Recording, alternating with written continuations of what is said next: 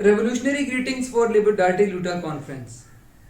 We hope it will be an important step forward in the fight to oust the reactionary Bolsonaro government and struggle for a socialist revolution in Brazil and beyond. The crisis of the capitalist system is wreaking havoc in every part of the planet. From the coronavirus pandemic to the climate crisis, it is threatening the very existence of humankind on this planet.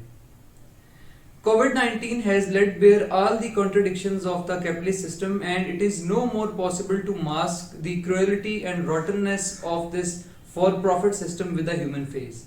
While millions of innocent lives were being slaughtered on the altar of capital, a tiny super-rich minority of the likes of Jeff Bezos and company saw an unprecedented increase in their wealth during last year.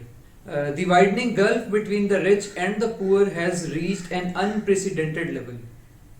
Everywhere, it is the working class and the youth who are made to pay for the crisis, and this is a finished recipe for intensification of class struggle. In Pakistan, a country of more than 220 million, conditions for the working masses and youth is more like a living hell. Although the period before COVID was not of progress and prosperity for the majority of the workers, now it has become even worse than ever. Even to have bread and butter on the table every day has become equivalent to summiting Mount Everest. From poverty, health, food security, unemployment, oppression of women and children, every social indicator is at a historic low. Inequality has skyrocketed and millions more are pushed into abject poverty during last year, with more than 40% living below the poverty line according to official figures. Imran Khan's government is pushing the agenda of IMF and World Bank with full force and is privatizing public sector enterprises. More than 200 public sector enterprises are on the list of privatization. Moreover, downsizing, right-sizing, forced sackings, contractual jobs, ban on trade unions have become a norm even in public sector enterprises to satisfy the thirst of their masters sitting in IMF headquarters. For industrial workers, conditions are even worse, reminiscent of ancient slavery. Despite years of austerity, cuts, privatization, rampant precarious jobs, lack of any kind of social security net, none of the problems have been solved yet, and the economy is a blind ally, giving rise to a wholesale social crisis. Rising inflation is eating into the already meager wages of workers, and many workers go hungry for days despite working longer hours.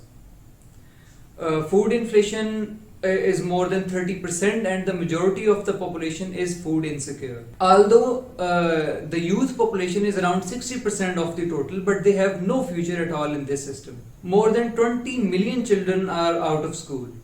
Already fragile education system is in total collapse after the arrival of the coronavirus pandemic. Surely there will be more dropouts as workers will prioritize bread over the education of their children. While classes are shifted to online, but it was a blatant joke with a million of poor students who don't even have a single smartphone in the entire family. Private schools and universities continue exploiting parents and students in the name of online education. Hundreds of thousands of students were forced to abandon their studies as their parents went unemployed after the lockdown and in the absence of any state support. Even this was not enough for the government, who is now on a mission to privatize public college and universities. Many universities saw fee hike even during lockdowns. Education has become a luxury in Pakistan that only the rich can afford. The social fabric of society is in tatters. Alongside coronavirus, violence against women and children is endemic. Rape, sexual harassment, domestic violence, honor killings of women have become a norm. Even children are not safe. From Prime Minister to police station, oppression of women is institutionalized in the very edifice of this oppressive and artificial state created by British imperialism. But despite these horrific conditions, workers and youth are fighting back. Last year was particularly important for the labor movement as we saw many workers' mobilizations against attack from the ruling class and IMF's imposed austerity and cuts. Due to our patient and consistent work and correct slogans, we have attracted advanced layers of workers and were successful in recruiting many workers in the ranks of the IMT. Our participation in the movement of workers in railways, electricity, civil service, and other sectors played an important role.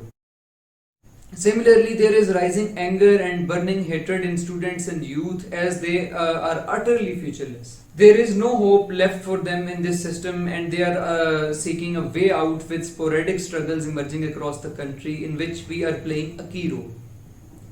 Our work in youth and students is of immense importance, and we have got many successes in the past period through our campaigns for free education, restoration of student unions, employment for all, and end to harassment and violence against women.